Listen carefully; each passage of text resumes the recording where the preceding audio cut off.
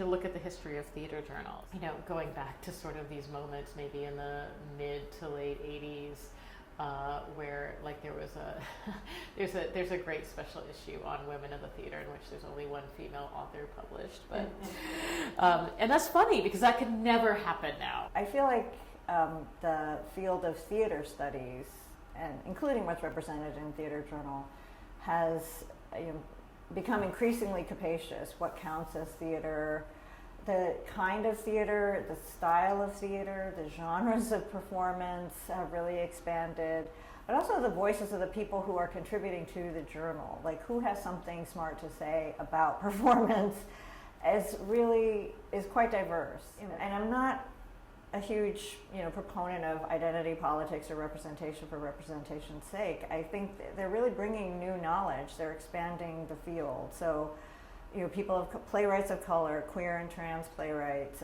and scholars who are coming from those perspectives too, people from outside the US and non-English speaking performance. I think those are really, again, it's not just that, oh, that's a name I hadn't heard before, but it's a whole worldview that I hadn't known existed. And that, I think, is the way to keep the field vital.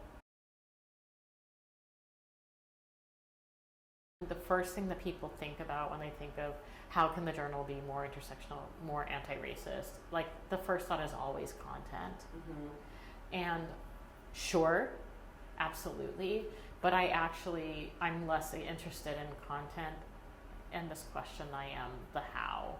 For me, it's compensating people, it's compensating editors of color. So to my mind, it's not a content question. I mean, yes, there's content.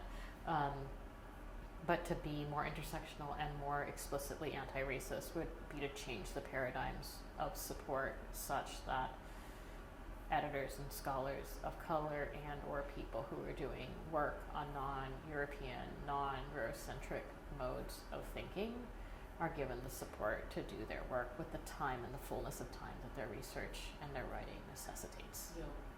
Diversity should not be seen as a feel-good category.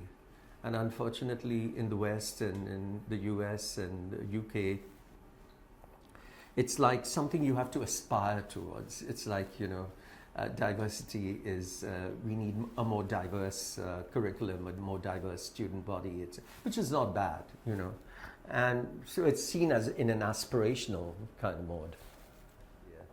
And I think the important point to keep in mind is that diversities cannot be separated from disparities and discriminations and inequities, but we don't want to deal with that side of it.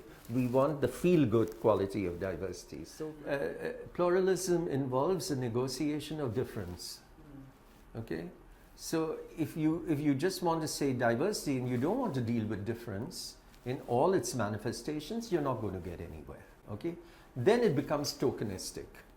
And then we fall into all the traps of political correctness and, a kind of tokenization of minorities. I'm not talking about that. I think that is not productive.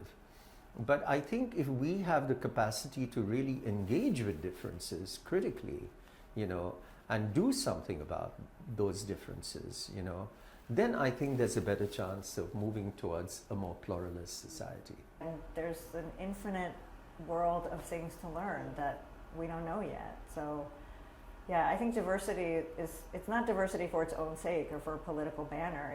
It's the raw material for the work that we do.